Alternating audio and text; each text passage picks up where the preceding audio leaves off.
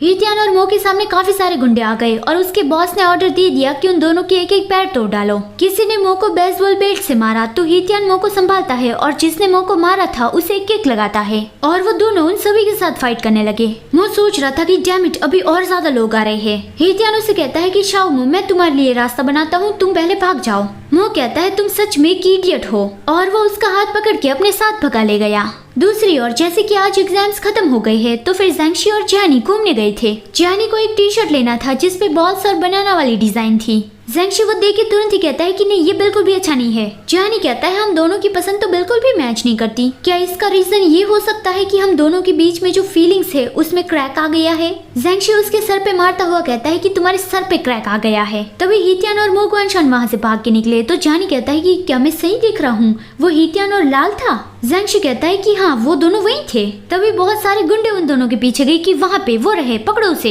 ये देख के ज़ैंक्षी और जैनी दोनों ही डर गई कि आखिर ये क्या चल रहा है। जैनी भाग के जाने लगा कि क्या हमें उसकी मदद करनी चाहिए। ज़ैंक्षी उसे रोकता है कि हे, क्या तुम खुद को मारना चाहते हो? उन गुंडों के सामने चियो आ गया तो वो गुंडे कहते हैं कि हे, तुम कौन हो, फूट लो यहाँ से, रास्ता मत रोको। चियो कहता है मुझे इस तरह का काम बिल्कुल भी पसंद नहीं है, अभी तुम्हारे पास टाइम है, भागना है तो भाग जाओ, क्योंकि एक ही पल में मैं किसी को मार भी सकता हूँ। दूसरी ओर हितियान और मो भाग भाग के थक गए थे। हितियान कहता है लगता है कि वो लोग हम तक नहीं पहुंच पाए, चलो पहले एक टैक्सी पकड़ते हैं। मो खांस रहा था तो हितियान पूछता है कि क्या तुम ठीक तो हो, लेकिन मो बहुत ज्यादा खांसने लगा और वो गिरने वाला था तो हितियान उसे संभालता है और कहता है कि हे, ये तुम्हें क्या हो रहा है? मो को बहुत ज्यादा नोज ब्लीड होने लगा तो हितियान डर गया। वो उसे उठाता है और कहता है कि मो गुआनशान, मैं तुम्हें कुछ भी नहीं होने दूंगा। वो उसे हॉस्पिटल ले आया लेकिन काफी देर से मो को होश नहीं आ रहा था तो फिर हितियान मो के पैरों के बीच में स्क्वीज करने लगा। मो जाग गया और हितियान कहता है कि मैं 4 घंटों से तुम्हारा इंतजार कर रहा था कि तुम्हें कब होश आएगा और फाइनली तुम जाग गए। मो पूछता है कि अभी कितने बजे है?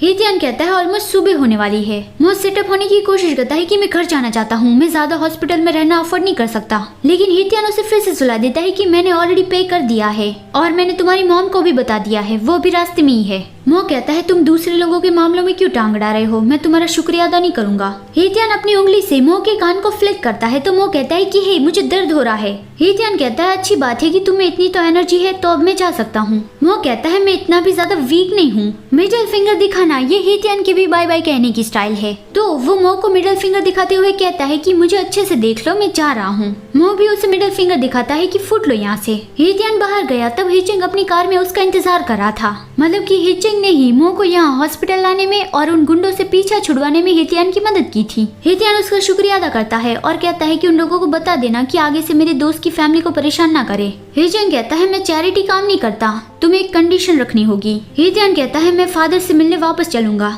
हिचिंग कहता है तो फिर मैं कल के लिए प्लेन टिकट बुक कर लेता हूँ। मतलब हितियान जानता ही था, इसलिए उसने मो से कहा था कि मुझे अच्छे से देख लो, मैं जा रहा हूँ।